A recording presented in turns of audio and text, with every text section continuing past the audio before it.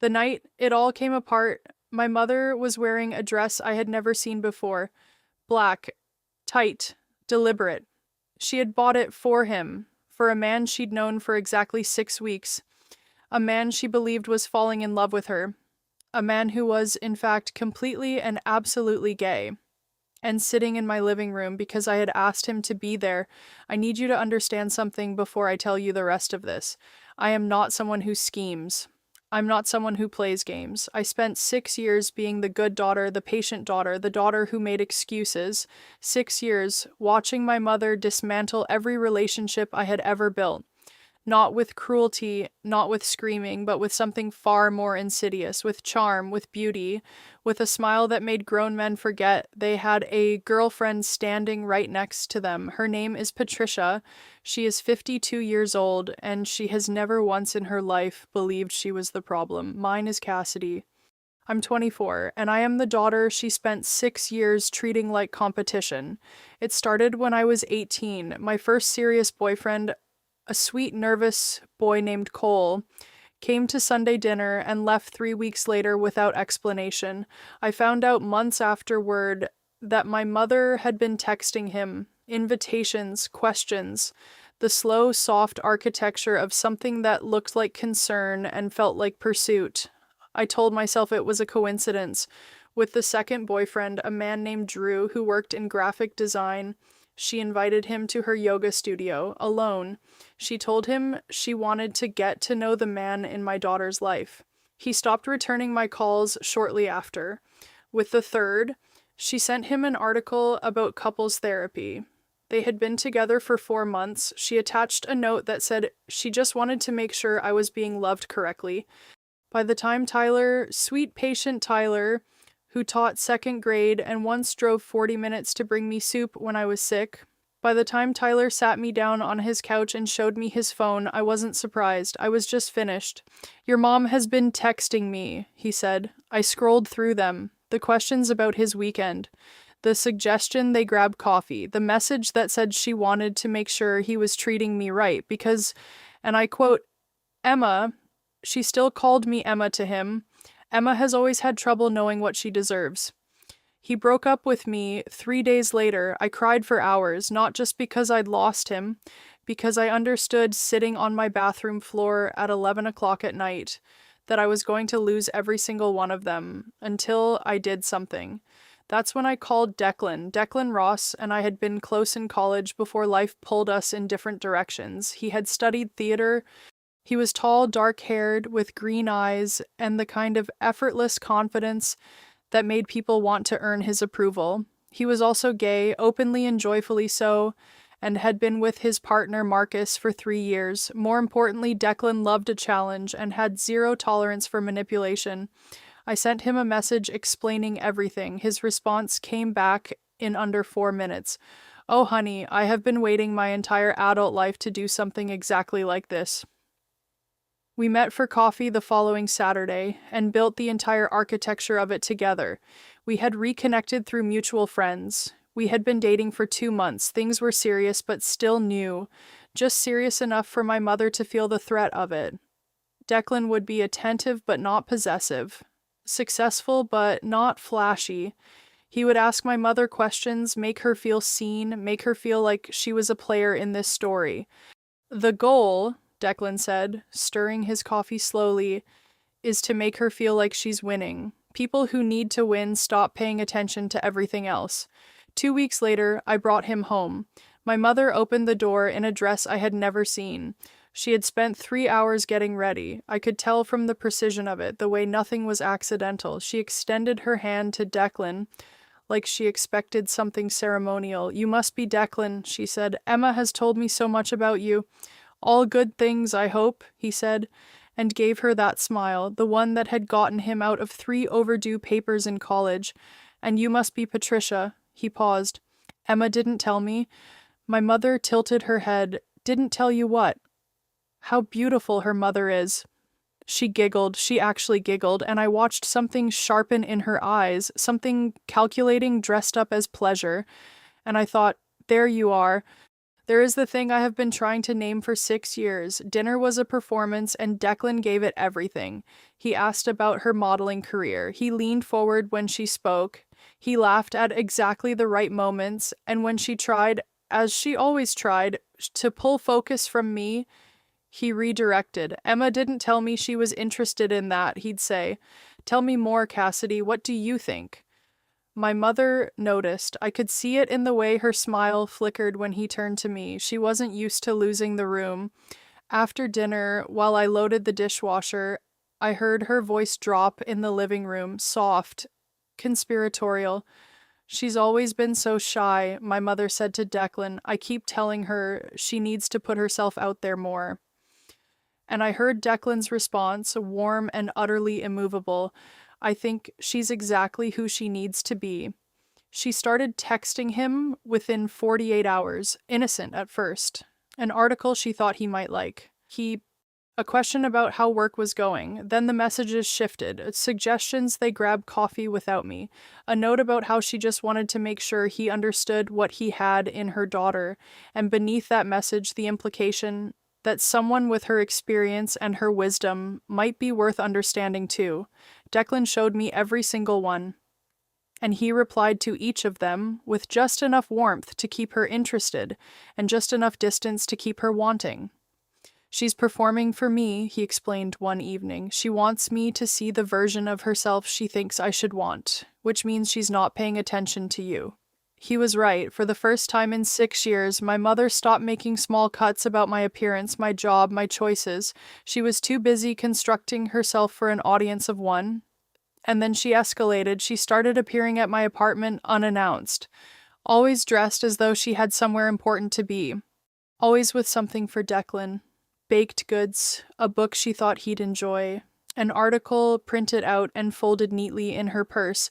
Then on a Tuesday afternoon, my phone rang. Cassidy. Her voice was wet, unsteady. I need to tell you something. I sat down. I think I'm falling in love with Declan. The silence between us lasted so long, she asked if I was still there. I'm here, I said. I know it's wrong, she continued, her voice finding its footing again, finding the shape of the story she had already written for herself. I know he's your boyfriend, but I really believe that he might feel the same way. The way he looks at me, Cassidy. The things he says. I think he's only with you because he doesn't want to hurt your feelings. I pressed my hand flat against the kitchen counter to steady myself. I think we should all sit down together, she said, like adults, and talk about this honestly. That night, I called Declan and told him everything. She wants a feelings conversation, I said. There was a pause. Then, set it up. Declan, set it up, Saturday, your place. I didn't like the look in his eyes when he arrived an hour early that Saturday to go over the plan, but I was too far in to turn back. My mother arrived at 7. She had dressed for a different kind of evening than the one she was about to have. The wine she brought was expensive. The perfume was something she reserved for occasions she considered significant. We sat in the living room, the three of us in an uncomfortable triangle. My mother's eyes moved between us like she was reading a room she thought she already understood. I think we all know why we're here, she said finally. We do, Declan agreed, and I want you to know how much I appreciate your honesty, Patricia. It takes real courage to say what you said. My mother's posture softened, her chin lifted slightly. Patricia, Declan said, you are a remarkable woman, truly. Intelligent, sophisticated, beautiful. Any man would be lucky to receive your attention. She leaned forward. But I am completely, absolutely, irreversibly in love with Cassidy. Her face shifted. And there's something else you should know. Declan's voice stayed gentle, careful, the way you speak to someone you're about to tell something they cannot unhear. I'm gay, Patricia. I have been my entire life. I have a partner named Marcus. We've been together for 3 years. Cassidy asked me to do this because she was watching you dismantle every relationship she tried to build, and she didn't know how else to make it stop. The silence that followed was total. My mother's mouth opened, closed. She looked at me, and for the first time in as long as I could remember, I saw something on her face that wasn't performance. It was genuine, unguarded humiliation. "This is a joke," she said. "It isn't," Declan said. "You've been lying to me for 2 months." Her voice was climbing now. "And you've been lying to yourself for years," he replied, calm as a closed door. "Patricia, do you really believe it's normal to compete with your own daughter? Do you think what you've been doing to her relationships is the behavior of a supportive mother?" She stood up. I don't have to listen to this." "No," Declan said. "You don't. But maybe you should." She turned to me then, and her eyes were full of something I had not expected, actual hurt. Not wounded pride, something deeper and older and more complicated. "How could you do this to me?" she asked. "How could I?" I stopped, took a breath. "Mom, you have ended every relationship I've had since I was 18. You text my boyfriends behind my back. You plant doubts about whether they're good enough for me, and then you make yourself the alternative. You've done it 6 times. 6. I was being friendly." "She sent me photos from her yoga sessions," Declan said quietly. He held up his phone, with captions about how exercise was keeping her young. My mother went white. "Those weren't— There are 7 of them, Patricia." The composure shattered then, completely. She screamed about humiliation, about cruelty, about what kind of daughter would do something like this. She said I had orchestrated her embarrassment because I was jealous. She threw the wine bottle, not at us, but at the wall, where it hit the plaster and left a dark stain spreading like a bruise. She called Declan a predator for pretending. She announced she was leaving and that I should not expect to hear from her anytime soon. The door slammed hard enough to rattle the windows. Declan and I sat in the ringing silence for a long moment. "That went better than I expected," he said. "She threw a bottle at my wall, Declan. She's not going to text your next boyfriend." He looked at me steadily. I promise you. She is far too embarrassed to run her usual routine after this." He was right. For 3 weeks, she was silent. No calls, no texts, no appearances at my door with things I hadn't asked for. And then my aunt called. Her name is Donna, my mother's older sister, a woman who has spent 40 years watching Patricia rewrite every story in which she is not the protagonist. Donna called to tell me that my mother had been talking to everyone, to family, to friends, to people at my workplace she had managed to reach. She had constructed an entirely different version of what happened, that I had brought home a gay man and pretended he was my boyfriend out of jealousy, because I couldn't stand watching men give her attention.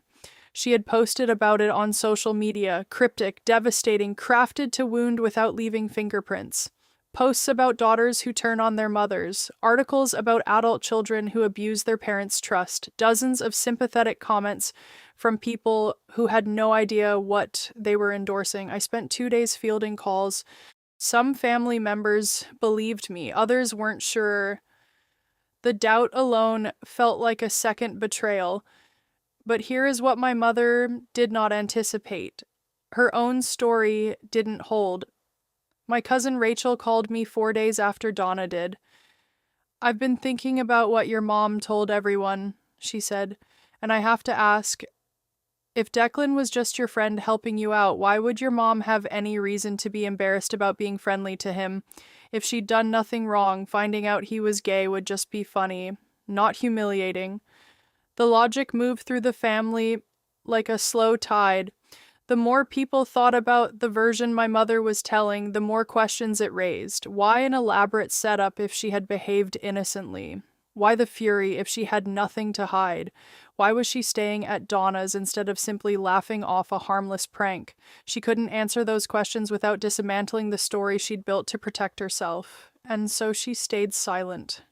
And the silence answered for her. 6 months later, I met a man named James at a work event, a corporate attorney, confident, established, the kind of man who had spent enough time around complicated people to recognize their patterns immediately.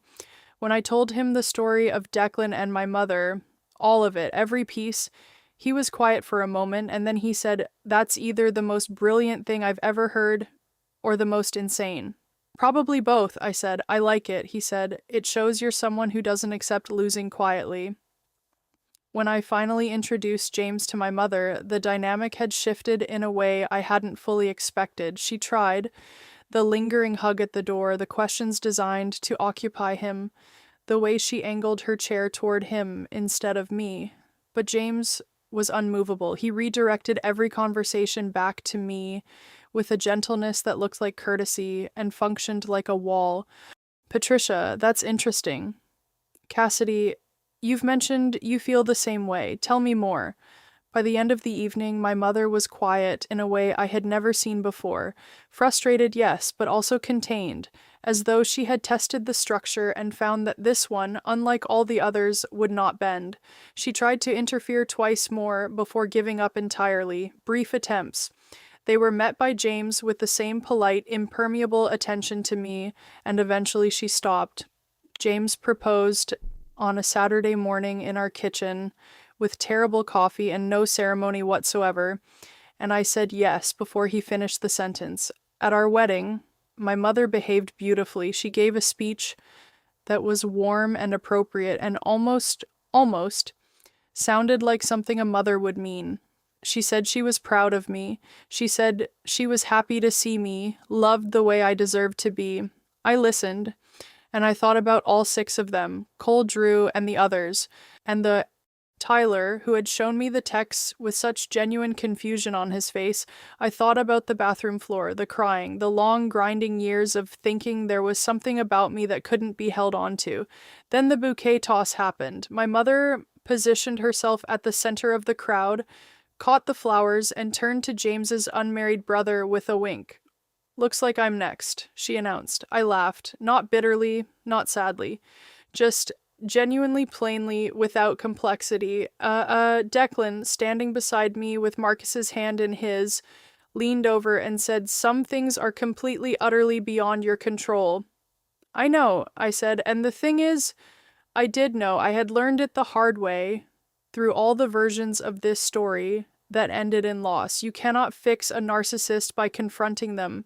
You cannot change them with love or with logic or with the perfect combination of words that finally makes them see themselves clearly. What you can do is stop being the person they practice on. You can choose a partner they cannot charm. You can draw the walls high enough that their dysfunction cannot reach the things that matter most to you. My mother did not change. She will not change. She still needs to be the most beautiful woman in the room and the most important person in the conversation. She still occasionally looks at James the way you look at a door you once tried to open, but she stopped trying to walk through it, and sometimes, most of the time now, honestly, that is enough.